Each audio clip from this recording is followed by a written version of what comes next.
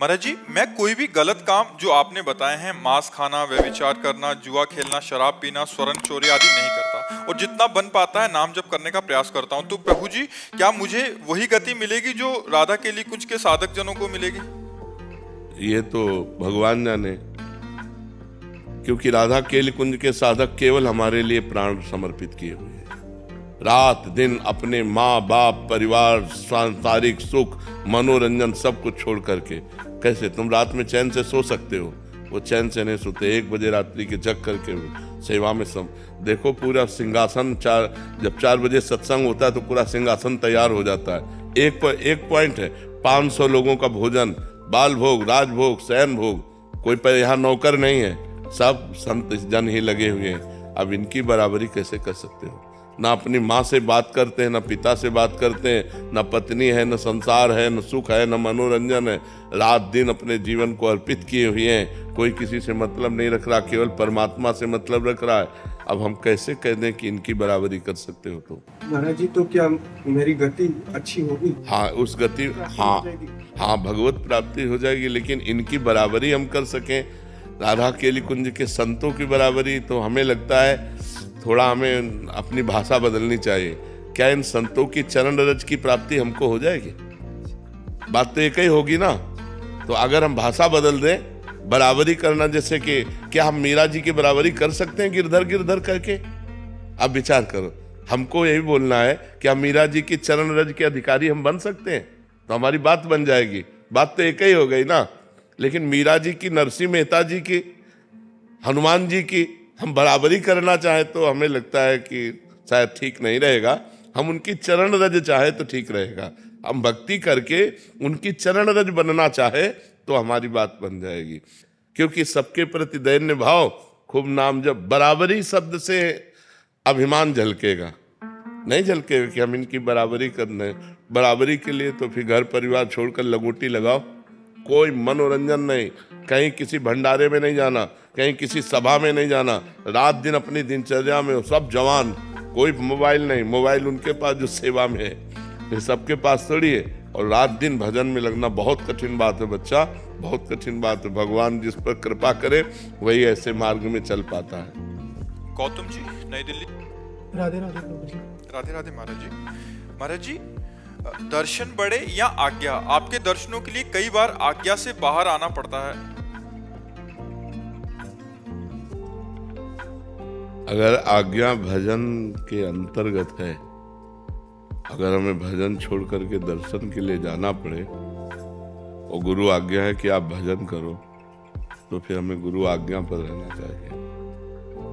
जैसे एक बार भाई जी से हनुमान प्रसाद पोद्दार जी महाराज जी की सेवा में रहने वाले राधे श्याम बंका जी 10-10 दिन हो जाते, समीप नहीं जाते। तो कई लोगों ने कहा, इतने बड़े महापुरुष के तुम निज जन होकर 10-10 दिन हो जाता उनके समीप नहीं जाते, तो कुछ नहीं बोलते थे। लेकिन एक दिन बहुत प्रश्न किया कि आप क्यों नहीं जाते?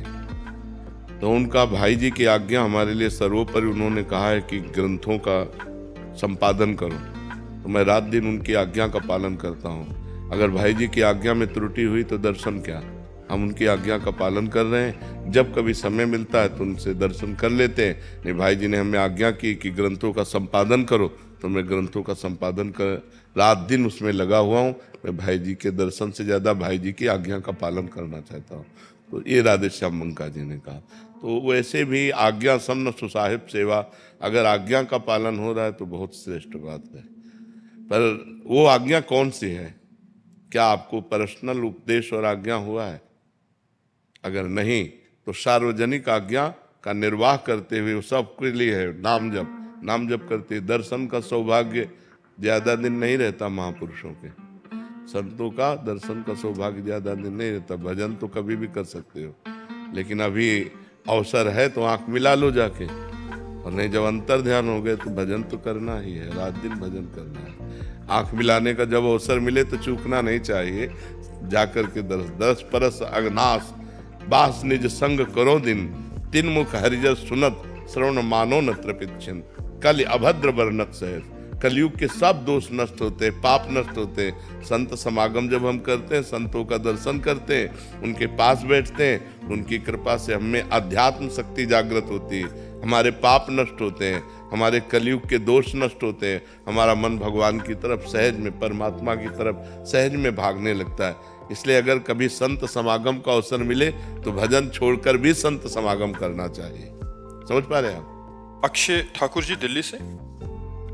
श्री हरिवंश महाराज जी, महाराज जी मैंने संतों से सुना है कि प्रभु भोले स्वभाव वाले लोगों को जल्दी मिलते हैं, परंतु महाराज जी मैं तो भोला स्वभाव ऊपर का, बेवकूफी को भोलापन नहीं कहते।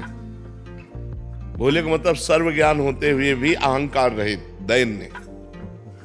सर्व ज्ञान होते हुए भी अहंकार रहित, दैन्य, या केवल भगवान से अपनापन, केवल भगवान से अपनापन। भोलेपन का मतलब बेवकूफ आदमी नहीं होता।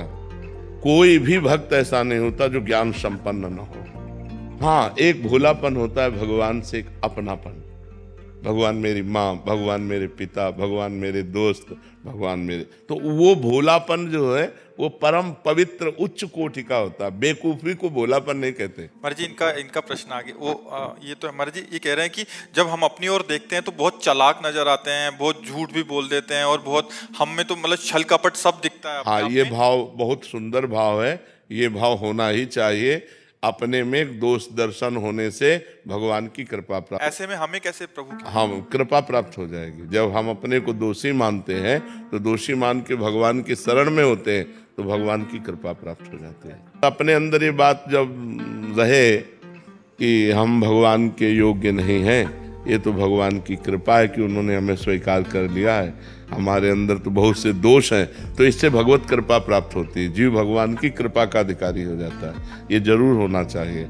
देखो हनुमान जी महाराज परम ज्ञानी महापुरुष हैं, और कह रहे असमय अधम सखा सुनो मोहू पर रघुवीर। मैं इतना अधम हूँ फिर भी भगवान की हम पर कृपा है। सबरी जी इतनी महान भक्ता है, और कह रहे अधम ते अधम अधम अति नारी, तिनमा मैं मतिमंद अघारी। मैं तो अधम, स्त्रियों में भी अधम, भीलनी जाति के उसमें भी अधम। ऐसा भक्तों के अंदर भाव ये रहता है कि मैं बहुत नीच हूँ, और तभी उस महान परमात्मा को रिझा पाते हैं जब अपने में दैन्य भाव रहता है। सबसे अपने को नीचा समझना, सबसे छोटा समझ, तृणादपि सुनीचेन, यहाँ तक कि तृण से भी अपने को नीच समझना है। तृणते नीच अपन पो का, शुभ और अशुभ न जानहि। समझ रहे हो ना? आदित्य जी मध्य प्रदेश। महाराज जी राधे राधे। महाराज जी मैं आपकी और श्री जी की कृपा से नाम जप करने का प्रयास कर रहा हूँ, और कुछ दिनों से श्री हित 84 जी का नित्य गायन भी कर रहा हूँ। महाराज जी आपके श्रीमुख से सुना है कि हमें नाम जप के साथ साथ लीला चिंतन भी करना चाहिए। महाराज जी प्रारंभिक साधक नहीं, प्रारंभिक साधक नाम चिंतन करे। जैसे राधा जपते हो तो राधा ही लिखो। और बहुत धन्यवाद आपको कि आप इस नवीन अवस्था में भगवत मार्ग में लग रहे हो। हाँ, भगवान की विशेष कृपा आपके ऊपर है। नवीन अवस्था में उद्दंडता सुहाई देती है, खेल कूद सुहाई देते हो। आप साधन में लग रहे हो तो आपके ऊपर विशेष कृपा है। बस कुसंग ना होने पावे। कुसंग बच्चों से ही होता है। जो गंदे बच्चे हैं, गंदे आचरण करने वाले हैं, ऐसे बच्चों का संग मत करना। बहुत अच्छे बनोगे तुम, ठीक है? हाँ, अच्छे चलते रहो। अपने दोस्त बना लीजिए।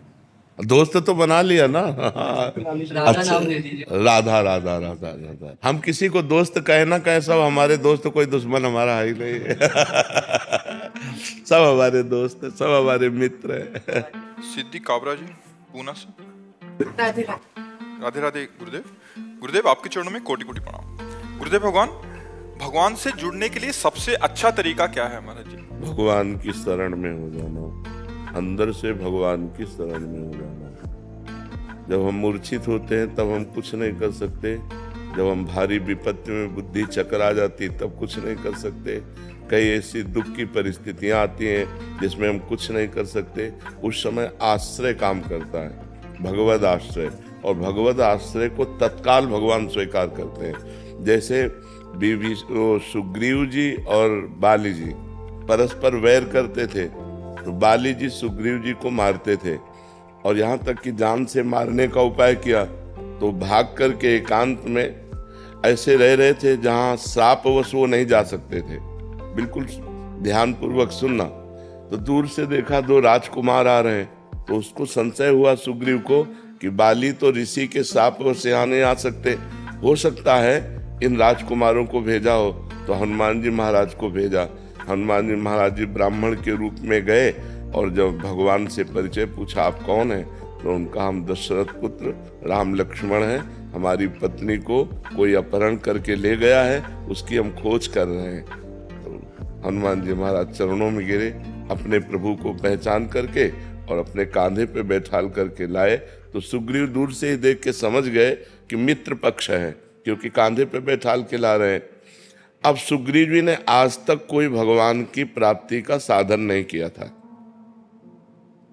भगवान और सुग्रीव जी को हनुमान जी मिला रहे हैं, मतलब भक्त के द्वारा भगवान की आश्रय वृत्ति प्राप्त होती है। सुग्रीव जी को विश्वास दिलाने के लिए भगवान ने अग्नि को साक्षी किया और कहा, हम आज से आपको सखा भाव से स्वीकार करते हैं, अर्थात आप हमारे मित्र हैं। किस भय से तुम यहाँ रह रहे हो? तो उन्होंने बताया, हमारा भाई ही है, तो हमारा दुश्मन वो हमें मारने के लिए तैयार है, तो उनका एक बाण से मार दूंगा, तुम उससे चिंता न करो। सुग्रीव जी ने जब भगवान की बाहुबल की रक्षा से किष्किंधा का राज्य प्राप्त किया, भगवान ने बाली को मारा, तो 4 महीने भगवान प्रवर्षण पर्वत पर रहे, एक दिन भी नहीं गया। भयवश ऋष्यमुख पर्वत पर प्राण छुपाए रहता था, भगवान के आश्रय से किष्किंधा का राजा बना, एक दिन भी दर्शन नहीं करने गया, ऐसी इनकी भक्ति थी, केवल आश्रय। तो जब बाली को भगवान ने मारा तो बाली ने पूछा, मैं बैरी सुग्रीव प्यारा, कारण कवन नाथ में मारा, मैं आपका दुश्मन हो गया और सुग्रीव आपका प्रिय हो गया, ऐसा क्या? हम दोनों भाई हैं, जानते हम कितने भजनानंदी हैं, हमने कोई साधन भजन नहीं किया, इसने कोई साधन भजन नहीं किया, आपने मुझे क्यों मारा, इसका पक्ष क्यों लिया?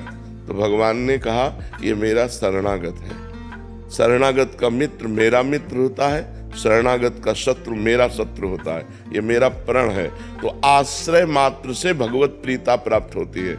अन्य साधन फिर धीरे धीरे हम करते रहें, लेकिन हृदय से जब हम भगवान को अपना मानने लगते हैं, हे भगवान मैं आपका और आप मेरे, भगवान मेरे मैं भगवान का, मैं किसी का नहीं, भगवान का सिर्फ, इतनी बात हृदय में आ जाए तो सहज में भगवत प्राप्ति हो जाए, सहज में भगवत। पर ये आना बड़ा कठिन है, क्योंकि जब तक सबकी ममता ताग बटोरी, मम पद मन ही बांध बर डोरी, तब तक बात नहीं बनेगी। सबसे प्यार समेटकर एकमात्र भगवान के चरणों में जब तक अर्पित नहीं किया जाता, तब तक आश्रय पुष्ट नहीं होता। जननी जनक बंधु सुतदारा, तन धन धाम सुहृद परिवारा, सबकी ममता ताग बटोरी, मम पद मन ही बांध बर डोरी। भगवान कह रहे, सबका प्यार, सबकी ममता को समेटकर जो मेरे चरणों में समर्पित कर देता है, वो मेरा आश्रित हो जाता है, और मेरे आश्रित को त्रिभुवन में कभी कोई बाल बांका नहीं कर सकता। फिर उसके हृदय में भगवान की भक्ति के प्रभाव से शुद्ध ज्ञान प्रकट होता है, मायामल का नाश हो जाता है, वो मुक्त हो जाता है, भगवान के प्रेम को प्राप्त हो जाता है। आदर्श वाजपेयी लखनऊ से। महाराज जी राधे राधे राधे महाराज जी। महाराज जी, आपने बताया था कि एक श्वास में ज्यादा से ज्यादा नाम जप करना है, फिर एक एकांतिक में ये भी बताया था कि जितने आराम से जपें उतना अच्छा है। तो उपासक नाम जप आराम से जपें या अधिक से अधिक नाम जप? प्रारंभिक उपासक अधिक से अधिक जपे। अलग अलग उपासक की होते हैं ना, क्लास होते हैं ना, जैसे ऐसे भूमिकाएं होती भजन की। प्रारंभिक उपासक को केवल नाम जप प्रारंभ में अधिक से अधिक करने का अभ्यास बनाना है। फिर मन जब हम अधिक नाम जप करने लगते हैं तो अवसर पाकर वो भागता है, राधा राधा राधा राधा राधा राधा राधा। अब वो अपना काम शुरू किए हुए, अब हमको उसके काम को बंद करना है, उसको यहीं लगाना है। तो बार बार मन जहां भाग कर जाए वहां से हटा के नाम में लगावें। इसलिए अब हमको धीमी गति पकड़नी है। राधा राधा राधा। अब हमारे सामने लिखा राधा, हमारे कान ने सुना अंदर से राधा, हृदय से बोल रहे हैं राधा। अब मन को भागने का अवसर नहीं मिला। शुरुआत में ही साधक मन पर सवार थोड़ी हो जाएगा। अगर मन पर सवार होने को सोचेगा तो नाम छूट जाएगा। तो पहले नाम का इतना अभ्यास करें कि उसकी नाम जिह्वा में बसने लगे, फिर उस नाम का ध्यान और नाम का श्रवण। तो मन को घसीट कर नाम, मन ही बंधन और मोक्ष का कारण है। विषय चिंतन में लगा हुआ मन बंधन का कारण है, और भगवत चिंतन में लगा हुआ मन मोक्ष का कारण है। तो प्रारंभिक दशा में हम ये क्रिया नहीं करते। हम इसके आगे बढ़कर जब भूमिका में पहुंचते हैं कि अब हमारा घंटों नाम चल रहा है पर मन नहीं लग रहा, मन संसार का चिंतन, अब उसको लाते हैं घसीट के, जहां जहां जाता है वहां से घसीट के नाम मंत्र में लाते हैं और मंत्र नाम को फंसाते हैं, राधा राधा राधा, अरे राधा राधा राधा राधा राधा राधा, अभी अपनी घड़ी चालू रखेगा। भूत भविष्य की चिंता, आए हुए अंदर के गंदे संस्कार, वो सब वो दिखाएगा सामने। हमसे कहेगा छोड़ो नाम और इनमें लगो, लेकिन हमको इसकी बात पर नहीं लगना, धीरे धीरे इसको फंसाना है मन को। वो मन जहाँ भगवान में लग गया तो इतना आनंद प्राप्त होता है, वो आनंद किसी विषय में नहीं है। देखो यहाँ जो कुछ भी है सब नाशवान है, एक सेकंड में सब छूट जाना है। हमारी श्वास रुकी कि हमारा शरीर छूटा, बैंक बैलेंस छूटा, पढ़ाई छूटी, पदाधिकार छूटा, मित्र शत्रु सब एक सेकंड में छूट जाएगा। हमारे साथ क्या जाएगा? हम तो रहेंगे ना, शरीर छूट जाएगा, हम तो रहेंगे। अब हमारे पास यदि पुण्य बल नहीं है, भजन बल नहीं है, तो कुंवर बने कि कुत्ता बने, क्या बने पता नहीं, 84 लाख योनियां हैं। तो हमको इस जीवन में, जीवन के बाद, ये केवल भारत में ही है, ये भारत भूमि के ब्रह्म ऋषियों का शोध है और बाहर कहीं नहीं। बाहर तो खाओ पियो, कमाओ खाओ, भोगो, जितना भोग लो, बस बहुत से बहुत, मरने के बाद स्वर्ग नरक, इसके बाद कुछ नहीं। मोक्ष, परम पदवी, प्रेम, ये तो ब्रह्म ऋषियों की, भारत के ब्रह्म ऋषियों की है। तो हम मरने के बाद का क्या कर रहे हैं? 60-70 वर्ष की आयु है, 20 वर्ष जवानी के ऐसे तूफान के आते हैं जिनमें हम कुछ समझ ही नहीं पाते हैं। पीछे के बच्चापन की अवस्था में तो बेसुधी होती है, बुढ़ापे में कुछ कर नहीं सकते। तो अवस्था कब है जब हम अपने मरने के बाद के लिए करें? विचार करो, आधा जीवन तो हमारा सोने और मनोरंजन में चला जाता है, जो आधा जीवन है वो कमाने और खाने और भोगने में चला जाता है। हमारे पास समय कब है? अगर हम सावधान न रहे तो माया हमारे पूरे जीवन को व्यर्थ कर देगी और अगला जन्म फिर हमें नीच योनियों में प्राप्त होगा। और अभी कलिकाल का हम ज्यादा वर्ष तो नहीं देखे, 40 वर्ष देखे हैं, क्योंकि 10-15 वर्ष में तो चेतना जागृत होती है, जानकारी होती है अच्छे बुरे की, क्या चल रहा है क्या नहीं। 13 वर्ष में बाबा जी बन गए थे, तो 40 वर्ष का तुम्हें ध्यान है। इतना बड़ा परिवर्तन 40 वर्ष में हुआ है कि गंदगी ही गंदगी फैलती चली जा रही है, गंदगी ही फैलती चली जा रही है। नए नए बच्चे, छोटे छोटे बच्चे इतने गंदी आदतों के शिकार होते चले जा रहे हैं जो कभी स्वप्न में भी नहीं सोचा गया था। नई नई बच्चियां ऐसी गंदी हरकतों से युक्त होते जा रहे हैं जो कहीं कहीं गुंजाइश ही नहीं थी। ब्याह भले 14-15 में हो जाए, गमन होता था 20 वर्ष में, बड़ी पवित्रता, पातिव्रत धर्म, सत्यता। अब क्या गंदगी! 13 वर्ष से लेकर 20 वर्ष का बच्चा संपूर्ण ज्ञान रखता है संसार का, और इतना व्यभिचार परायण कि 10-20 बॉयफ्रेंड बदल जाते हैं। नहीं बदल जाते, वो व्यभिचारी पुरुष 10 स्त्रियों से, अभी 20 वर्ष का हुआ है और 10 लड़कियों से, ये क्या? तो कलयुग अभी भजन करने का कुछ अवसर रह गया है, आगे और ऐसा अवसर आएगा, भजन पूजन स्वाहा स्वधा। अब यज्ञ कहाँ हो रही है? रोज पंच यज्ञ करने का अधिकार, रोज त्रिकाल संध्या का अधिकार, सब कहाँ गया? सब खो गया। रोज शास्त्र स्वाध्याय, रोज दान पुण्य, नियम पूर्वक दान पुण्य, नियम पूर्वक दूसरों की सेवा, ये सब कहाँ गया? किसी तरह हमारी वासनाओं की पूर्ति हो, ये वृत्तियां चल रही हैं। तो भगवत प्राप्ति करने का अवसर इस मनुष्य जीवन में है। बहुत सावधानी पूर्वक हम चलें, परोपकार करें, मांस मदिरा इनका सेवन न करें, पराई माता बहनों के साथ बेविचार वृत्ति न रखें, नाम जप करें तो हो सके। और भी कलयुग के 5000 वर्ष से कुछ ऊपर हुए हैं, 4,32,000 वर्ष की आयु, हाहाकार मच जाएगा। अभी तो 32,000 में नहीं पहुंचा, अभी तो घुटनों के बल चल रहा है। थोड़ा जवान होने दो, फिर देखना भाव भ्रष्टाचारा सब संसारा, धर्म सुने नहीं काना, कान से धर्म नहीं सुनाई देगा। आगे समय आएगा ऐसा कि अगर जो भगवान और धर्म की चर्चा करेगा मार दिया जाएगा, पापाचरण की वृद्धि हो जाएगी।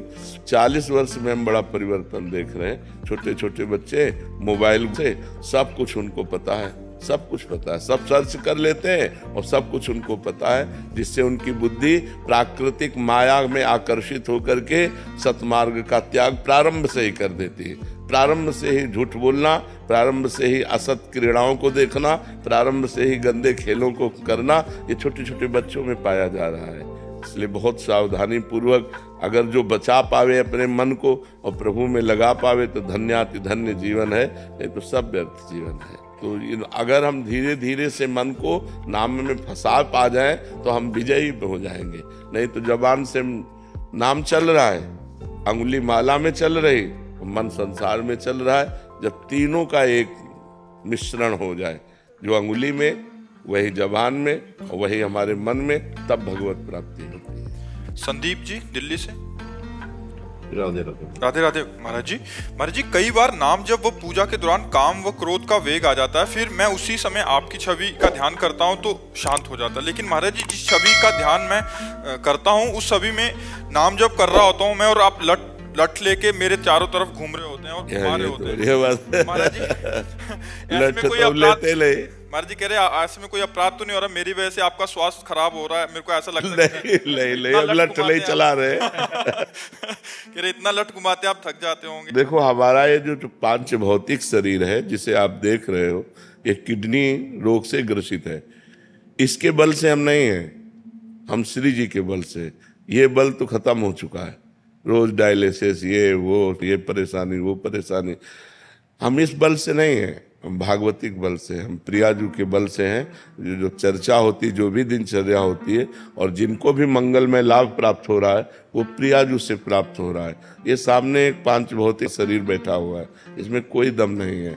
दम है तो प्रभु में है, वो उन्हीं के बल से सबका मंगल होगा।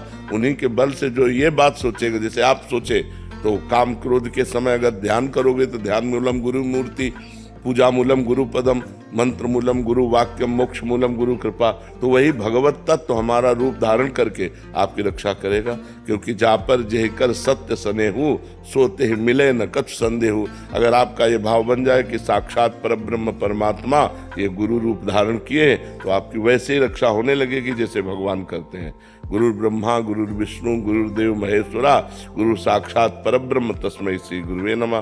तो परब्रह्म सर्वत्र व्याप्त है और आपने इस रूप की चाह की तो वही रूप धारण करके आपकी काम क्रोध से क्या, जन्म मृत्यु से रक्षा कर लेगा। खूब नाम जप करो, खूब भगवत चिंतन करो। ये शरीर तो पांच भौतिक नाशवान, आज है कल नहीं रहेगा, इसका तो कोई भरोसा नहीं है, इसका कोई भरोसा नहीं। ये तो श्वास है, पानी का बुलबुला कब फूट जाए, अंजलि में चाहे जितना जोर से पानी बांधो वो निकल ही जाएगा। ऐसे ही ये बालू का पुल है, ये टूटेगा, इसमें कोई संशय नहीं। आज चल रहा है, बस लाभ ले लो, कल रहे ना रहे इसका क्या भरोसा। लेकिन हमारी बात मान लोगे तो मंगल हो जाएगा, आपका कल्याण हो जाएगा। शगुन झा जी। गुरु जी आपके सत्संग में सुना है कि नाम गुरुदेव का नहीं लेना चाहिए, पर महाराज जी आपका नाम हर जगह ही आ जाता है, किताबों में, भजनों में पढ़ती हूँ, सुनती हूँ, भूल अब जैसे हमसे कोई पूछे कि आपके गुरुदेव का क्या नाम है, तो एक तरह से हम बहुत संकुचित हो जाएंगे और परम पूज्य प्रातः स्मरणीय श्री अमुक अमुक ऐसे नाम लेंगे, तो अपने से जब नाम लेंगे। लेकिन जब और कोई नाम लेता है तो उसके गुरु तो है नहीं। तो गुरुदेव का नाम जब हम लें तो बड़े आदर से लें। लेकिन जैसे हमारे गुरुदेव हरिवंश महाप्रभु भी हैं, तो उनका नाम तो लेते ही हैं। हमारी गुरु राधा है, तो हम तो राधा राधा कहते हैं। लेकिन अब जैसे प्रगट में हमारे गुरुदेव भगवान है, मतलब अंदर तो नाम उन्हीं का दिया हुआ, उन्हीं का सब कुछ है, लेकिन प्रगट में नाम हम कभी, जब बहुत कोई ऐसा पूज्य जन पूछे तो बहुत मतलब एक संकोच करते हुए फिर नाम, ये मर्यादा है। जैसे पतिव्रता पत्नी को अपने पति के नाम उच्चारण करने में सभ्यता का प्रयोग करना है, ऐसे एक शिष्य को अपने गुरु के नाम उच्चारण करने में एक संकोच और सभ्यता का प्रयोग। हाँ गुरु जी, जैसे मेरे साथ भी यही होता है कि कोई मुझसे पूछता है तो मुझे लगता है मैं क्या बोलूं, कैसे बोलूं, मैं बोलती रहती हूँ गुरु जी। हाँ नहीं, अब जैसे कोई पूछे तो अब तो बताएंगे पूज्य प्रातः स्मरणीय, सम्मान लगा करके और अपने गुरुदेव का नाम फिर बता। होती है कि नहीं, वो तो सबको होता है, हमको भी होता है अपने गुरुदेव का नाम उच्चारण करने में एक सभ्यता, एक संकोच होता है। और कहेंगे बड़े महाराज जी, पूज्य बड़े महाराज जी, नहीं नाम क्या है, तब फिर बहुत सभ्यता से उनका नाम सम्मान के साथ, ये मर्यादा है, ये एक मर्यादा है, शास्त्रीय मर्यादा है। और सच्चाई यही है कि हृदय से हम जप सकते हैं, लेकिन जबान से निकालने में हमें संकोच लगेगा। अभिषेक जी गुजरात से। महाराज जी आपका प्रश्न है, क्या महाराज जी जो प्रिया प्रीतम से प्यार करे वो पागल हो जाता है क्या? आपको हम पागल नजर आते हैं? यदि अकेले बात करते तो मतलब कोई सोचता है कि ये क्या बात कर रहा हूँ, मतलब हम लीला चिंतन करते मतलब। देखो, अगर हम बनावटी न करें तो हम पागल नहीं हैं, बनावटी अगर हम कुछ करने लगेंगे तो पागल है। भगवान के मार्ग में दंभ, पाखंड, बनावट, इससे बचना चाहिए। तुम्हारी कितनी आयु है? 18 में। हाँ, खूब बढ़िया है। अच्छा, हम तुम्हें धन्यवाद देते हैं कि भगवान के मार्ग में लगे हो, अच्छे से लगो, लेकिन बनावटीपन कुछ मत करना। इस मार्ग की चतुरता है कि जैसे हम नाम में डूबे हुए हैं, भगवान नाम जब सामने वाला हमसे कोई बात कर रहा है जी, और हम नाम जब चल रहा है, वो ये समझ, हमको ये जनाना नहीं कि यार तुम हमको क्यों डिस्टर्ब करते हो, हम नाम जब में डूबे हुए, ये नहीं। भजन करने वाले को ये जताना नहीं कि मैं भजन में डूबा हूं। जैसे कि आप बहुत सोच रहे थे, क्या सोच रहे? अरे वो चल रहा है, ऐसे सोच। हाँ बोलिए, आप क्या, ऐसे बात की जाती है। ये थोड़ी बताया जाता है कि हम तो लीला चिंतन में थे, तुमने हमें टोक दिया, हम नाम चिंतन में थे, ये बताया नहीं। अगर ये बताओगे तो बात ठप हो जाएगी। खूब भजन करो और प्रवीणता पूर्वक व्यवहार करो। भक्त पागल थोड़ी होता। किसी भी भक्त का नाम बताओ जो पागल हुआ हो, किसी भी भक्त का ऐसा नहीं होता, बहुत प्रवीण होता है भगवान का भक्त। हनुमान जी को क्या कहा गया? ज्ञानी नाम अग्रगण्यम, बुद्धिमताम वरिष्ठम, विश्वामित्र महामुनि ज्ञानी, गरुण महाज्ञानी गुण राशि। चाहे गरुण जी, चाहे किसी भी महाभक्त के लिए देखो तो जो भगवान का भक्त होता है, ज्ञान विज्ञान प्रवीण होता है, वो पागल थोड़ी होता है। हाँ, एक प्रेम की पागल अवस्था होती है। अब वो अपने प्रभु में रो रहा है, अब सामने वाले को तो दिखाई नहीं दे रहा क्यों रो रहा है, अब अपने प्रभु से बात कर रहा है, नाथ आप कब मिलोगे? वो लग रहा है बड़बड़ा रहा है क्या? तो दूसरे लोग उसे पागल समझते हैं, वो पागल नहीं होता, वो परम प्रवीण होता है। दूसरी चूंकि बाह्य चेष्टाएं दिखाई नहीं दे रही, वो अपने भगवान से बात कर रहा है, भगवान के लिए नाच रहा है, भगवान के लिए रो रहा है। अब सामने वाला देख रहा है कि कोई है नहीं, तो उसको लगता है पागल आदमी है क्या? किसी से ऐसे ही बात करे, सामने कोई आदमी ना हो और ऐसे नाचे तो पागल नहीं लगेगा। सामने वाले को लगता है यार ये पागल आदमी, और उसके सामने भगवान खड़े, वो भगवान से बात कर रहा है, भगवान से चेष्टाएं कर रहा है, तो वो स्थिति को सामने वाले लोग पागल करने लगते। वो पागल नहीं होता, परम प्रवीण ज्ञानी महापुरुष होता है। सुधा गुप्ता जी नई दिल्ली से। राधे राधे महाराज जी। महाराज जी मेरा प्रश्न है कि 4 आश्रमों से संबंधित है, जिसमें से एक वानप्रस्थ बताया गया है। 4 आश्रमों की औसतन आयु 25 वर्ष सुनी है हमने। महाराज जी हम ब्रह्मचर्य, ग्रस्त और सन्यास के बारे में तो अक्सर सुनते ही रहते हैं, लेकिन वानप्रस्थ के बारे में कभी बात नहीं होती। हाँ, वानप्रस्थ तो बड़ा कठिन है।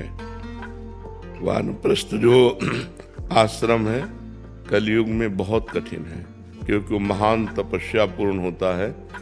जैसे ब्रह्मचर्य, नैष्ठिक ब्रह्मचर्य और सन्यास, एक मार्ग ये है। ब्रह्मचर्य, आजीवन ब्रह्मचर्य और सन्यास, और एक मार्ग ब्रह्मचर्य और गृहस्थ आश्रम। अब जब गृहस्थ आश्रम के 50 वर्ष की आयु हो गई, 100 वर्ष की मनुष्य की आयु रखी गई, 70 में पहुंचते पहुंचते काम हो जाता है, 60-70 में आजकल हो जाता है, कोई 80 बिरले पहुंचता होगा, 90 और 100 तो बहुत ही मुश्किल बात है। अब 50 वर्ष के बाद आदमी की हालत क्या होती है जो गृहस्थ में होता है, क्योंकि वो 25 वर्ष ब्रह्मचर्य नहीं रहा है। अगर आश्रम के अनुसार पूछो तो 25 वर्ष तक ब्रह्मचर्य रहना चाहिए, इसके बाद ब्याह होकर 25 वर्ष गृहस्थ आश्रम में रहना चाहिए, फिर वानप्रस्थ। तो चूंकि न्यू गड़बड़ है, 25 वर्ष ब्रह्मचर्य कहाँ, गर्लफ्रेंड बॉयफ्रेंड ब्रह्मचर्य कहाँ रह रहे हैं? तो 50 वर्ष पहुंचते पहुंचते ढेर हो जाते हैं। अब वो जंगल में जा करके तप में जीवन व्यतीत करें, ना ऐसे जंगल रह गए हैं और ना ऐसे तपस्वी रह गए हैं, कि वो 50 वर्ष के बाद अपनी पत्नी का पुत्रों के हाथ सौंप करके और एकांतवास करते हुए जंगली कंद मूल फलों से निर्वाह करना, जंगली वस्त्रों को पहनना, जैसे पत्तों के वस्त्र पहन लेने, वलकल के वस्त्र पहन लेना, गर्मी सर्दी वर्षा, तीनों का कोई भी निवारण न करना वानप्रस्थ के लिए। गर्मी सीधे सहना, कोई पंखा बिजली इसका प्रयोग नहीं। सर्दी सीधे सहना, कोई किसी भी तरह का सर्दी निवारण का नहीं, सीधे अंगों पे सहना। वर्षा पूरी सहना, और अगर ऐसा लगे कि अब हमारा शरीर काम नहीं कर रहा है तो उसको तप के द्वारा अपने प्राणों का त्याग कर देना। बहुत कठिन वानप्रस्थ होता है। अगर लगा कि अभी हमारा शरीर तपस्या कर सकता है तो संन्यास ले लेना। इस संन्यास के द्वारा अब तो वानप्रस्थ कौन रहता है? वानप्रस्थी कहाँ दिखाई देते हैं? वानप्रस्थी बड़ी तप, भूमि में ही शयन करना, नंगे पैर चलना, बड़ा कठिन तपमय जीवन होता है। अब तो 50 वर्ष के बाद इतना आसक्त हो जाता है कि वो परिवार, संसार, माया इससे हट करके जंगल में जाए, ऐसी कहाँ सामर्थ्य रह जाती है। और 70-80 के अवस्था में तो सहयोग की जरूरत है। अकेले चल ही नहीं सकता, अकेले अपनी दिनचर्या नहीं कर सकता, तो वानप्रस्थ क्या चलेगा? बहुत कठिन है वानप्रस्थ। और अब कहाँ वानप्रस्थ दिखाई देते हैं? सीधे गृहस्थ से संन्यास ले लिया, सीधे गृहस्थ से संन्यास लिया और आश्रमों में रह रहे। तपस्या और कष्ट कहाँ? तपस्या और कष्ट जब तक नहीं सहा जाता तब तक परमार्थ का प्रकाश भी नहीं होता है। तप में जीवन, भगवान के लिए कष्ट में जीवन, वो अब सब ग्रंथों में लिखा रह गया है। कोई कोई बिरला होगा जो चल रहा होगा, नहीं तो बहुत ऐसा। अब कहते हैं जवानी में भजन न करो, तो बुढ़ापे में पूछ लो कि कितना भजन करते हैं। अगर जीवन में भजन नहीं किया है, नाना प्रकार की चिंताएं होती, इंद्रियां शिथिल हो जाती हैं, भजन में मन नहीं लगता। अब भजन में मन लगेगा। हम एक साधारण यंत्र चलाने की कहते हैं, हमने कभी पिस्तौल नहीं चलाई, छुई नहीं हाथ से। अब हमको आप पिस्तौल दे दीजिए तो हम चला पाएंगे क्या? जो कि एक प्राकृतिक यंत्र चलाना है। मन को परमात्मा में लगाने का अभ्यास नहीं किया तो बुढ़ापे में लगा लोगे आप? कैसे लगा लोगे? तो जवानी से जब हम सत्मार्ग शुरू करते हैं, भजन शुरू करते हैं, तब होता है। हमारे जो सनातन धर्म में है, पहला कदम है ब्रह्मचर्य। फिर चाहे तुम सन्यास की तरफ जाओ, चाहे गृहस्थी की तरफ जाओ, पहला कदम ब्रह्मचर्य। कौन चल रहा है ब्रह्मचर्य से? 13-13, 14-14 वर्ष के बच्चे बच्चियां अपने धर्म से भ्रष्ट हो रहे हैं। जिनको मतलब अभी बच्चा कहा गया है, वो धर्म से भ्रष्ट हो रहे हैं। हमारे सामने कितने ऐसे बच्चे आए जो 13 वर्ष के, हमके तो आश्चर्य हुआ कि ये तो तुम्हारी खेलने की अवस्था है, तुमको ऐसा ज्ञान कैसे? तो मोबाइल है, मोबाइल से सब ज्ञान हो रहा है। तो गंदे आचरणों में प्रवृत्ति 13-14 वर्ष के बच्चों की हो रही है, तो ब्रह्मचर्य कब रहेंगे? ब्रह्मचर्य, और जब ब्रह्मचर्य नहीं तो जब प्रथम ही सीढ़ी नहीं तो परमार्थ की चढ़ाई कौन चढ़ सकता है? फिर तो सब केवल बकवास बकवास रह जाता है। उपदेश सुनो, उपदेश करो, आचरण में उतारना बड़ा कठिन है। आचरण में उपदेश उतार लिए जाए तब तो महात्मा, तब तो गृहस्थी, नहीं तो आचरण में उतारना बड़ा कठिन। छोटे छोटे बच्चे बीड़ी फूकते हैं, सिगरेट फूकते हैं, हुक्का फूकते हैं, नौजवान होते हैं, ड्रग्स लेते हैं, नशा करते हैं, क्लब जाते हैं, गर्लफ्रेंड बॉयफ्रेंड, कितनी गंदगी समाज में फैल रही। आप देखो कितनी गंदापन फैल रहा है, इतना गंदापन फैल रहा है कि आज एक गृहस्थ चैन से नहीं है। जी आपने बोला अभी कि पुरुष अपनी पत्नी को पुत्र के साथ छोड़ के जाए, तो क्या वानप्रस्थ आश्रम सिर्फ पुरुषों के लिए बनाया गया था? अगर स्त्री पत्नी अपने पुत्र प्रेम त्याग कर सके, क्योंकि बहुत कठिन मार्ग है ना, तो माताओं बहनों को रहना बहुत कठिन है। वो अपने पुत्र संतान को त्याग करके रहना कठिन मानती है। अगर वो साथ जाना चाहे तो जा सकती है वानप्रस्थ में, अन्यथा वैसे बहुत कठिन है। इसलिए कठिन है कि जैसे जंगल में खुले में शयन करना, वल्कल वस्त्र पहनना, कंदमूल फल खाना, अब कहाँ कंदमूल फल रह गए? एक बेर भी जिसके पेड़ होगा ना, वो पैसे से बेच करके देने वाला होगा। आप पानी नहीं पी सकते, पानी नहीं पी सकते क्योंकि पीने लायक नहीं है, और बाहर ना कुआं रह गया है, ना हैंड पैप रह गए। वानप्रस्थ कैसे रहा जाए? आप विचार करके देखिए। एक जीने के लिए गंगा यमुना के जो पावन जल थे, जिनके पीने मात्र से समस्त पौष्टिकता अपने आप आ जाती थी, क्योंकि पहाड़ों से, जंगलों से खुली वायु के द्वारा। अब गटर का बड़ा बड़ा नाला जा रहा है, गंगा यमुना का पानी पीकर रह नहीं सकते, कुआं हैंडपैप रह नहीं गए, सरोवर नदी झील है नहीं कि हम पानी पिए। पानी नहीं है अगर पैसा नहीं तो। वानप्रस्थ में पैसा स्पर्श करना पहले निषेध है, अर्थ का स्पर्श करना निषेध है। उसमें तो खुले बहुत फूस की झोपड़ी बना ले और उसमें रहे, ये सब सुविधाएं सब। जी इसमें एक प्रश्न था महाराज जी, ये उस समय जो गुरुजन थे, संत जन थे, उन्होंने एक शास्त्रीय विधान और एक मानव मर्यादा के लिए आश्रम बनाए थे। महाराज जी आज के समय में जो समय चल रहा है, तो वानप्रस्थ आपको देखने को नहीं मिलेगा।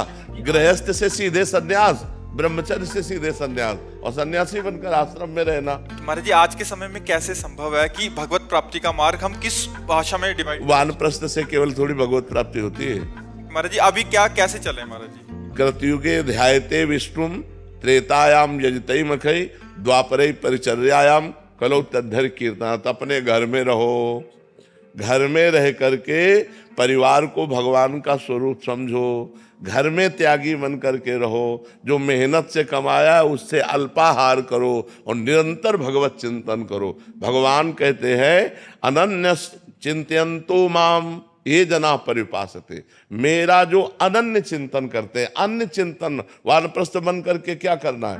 भगवान का तो चिंतन करना है। अब उस तरह की कठोर तपस्या रह नहीं गई, उस तरह के हमारा वातावरण, आप शौच नहीं हो सकते तो अब शौचालय चाहिए, इसलिए चुपचाप कलयुग है, अपने घर में रहो और अपने को उचित आहार और वस्त्र आदि से शरीर को ढक करके, परिवार से ममता त्याग करके घर में रहो, परिवार वालों को भगवान का स्वरूप समझो और खूब नाम जप करो, भगवत चिंतन करो। कलयुग में केवल भगवान के नाम चिंतन से भगवत प्राप्ति है। दूसरे जितने साधन है, ये अब मान लो वानप्रस्थ साधन आपका परिपक्व हो जाए तो आपको तप लोक मिलेगा, भगवत प्राप्ति थोड़ी हो जाएगी। तप लोक मिलेगा, महारलोक, तपलोक, जनलोक, सत्यलोक, ब्रह्मलोक ये तक बने हुए हैं ना। भगवत प्राप्ति होगी भगवत चिंतन से। वानप्रस्थ बन करके यदि भगवत चिंतन नहीं हुआ, केवल वानप्रस्थ नियमों का पालन हुआ, तो आपको तप लोक की प्राप्ति होगी, भगवत प्राप्ति नहीं। भगवत प्राप्ति तो भगवत चिंतन से होती। रात दिन आंसू बहाते हुए राम राम कृष्ण कृष्ण हरि हरि राधा राधा जो अंदर चिंतन कर रहे हैं उनको भगवत प्राप्ति। महाराज जी जैसे मैंने शादी नहीं की, गृहस्थ आश्रम में नहीं गई, लेकिन संसार में जो दायित्व थे वो किए। तो हमारा तो मेरा तो ब्रह्मचर्य ही चल रहा है। तो उसके बाद वानप्रस्थ का कोई महत्व है? मतलब कोई महत्व नहीं रह जाता? अब तुम नाम जप करो और परिवार में ही रहना, घर के बाहर व्यवस्था मत सोचना कि किसी आश्रम में चली जाए, बिल्कुल नहीं। अपने घर में रहो और जो मेहनत की है उसी कमाई से पेट भरो और खूब नाम जप करो, भगवान का चिंतन करो और घर के सदस्यों से मोह मत करो। बस यही संन्यास होगा आपका। सच्ची हम बात कह रहे हैं। बिल्कुल किसी आश्रमों में जाके रहना या इस तरह का व्यवहार वो बहुत घाटे का है, बहुत घाटे का है। कलयुग है, बहुत घाटे का सौदा चल रहा है। विश्वास अंतर ध्यान होता चला जा रहा है। विश्वास जो है वो अंतर ध्यान होता चला जा रहा है। विश्वास हमारा बहुत डगमगा रहा है इस समय, क्योंकि पाए जान जगत में सब जन कपटी कुटिल कलयुगी टंचु। कपट का कलयुग का ऐसा प्रभाव बढ़ रहा है। सभा में हम कुछ और हैं और एकांत में हम कुछ और हैं। कपटी कुटिल कलयुगी टंचु, तो इह पर लोग सकल सुख पाओ, मेरी सो भैया कृष्ण गुण संचु। केवल भगवान की लीला गुण गाओ, भगवान का नाम जप करो, भगवान के चिंतन में अपने घर में रह करके। कि भगवत प्राप्ति नंगे उघारे रहने से नहीं होती, भगवत प्राप्ति भूखे रहने से नहीं होती, भगवत प्राप्ति भटकने से नहीं होती, भगवत प्राप्ति चिंतन से होती। दवा है, भोजन है, शरीर के निर्वाह की व्यवस्था है, उसके बिना जी नहीं सकते और जिए बिना भजन नहीं हो सकता। इसलिए दोनों बातें आओ तो आपको घर छोड़ने की जरूरत नहीं। घर में रह करके पवित्र आचरण करते हुए परिवार से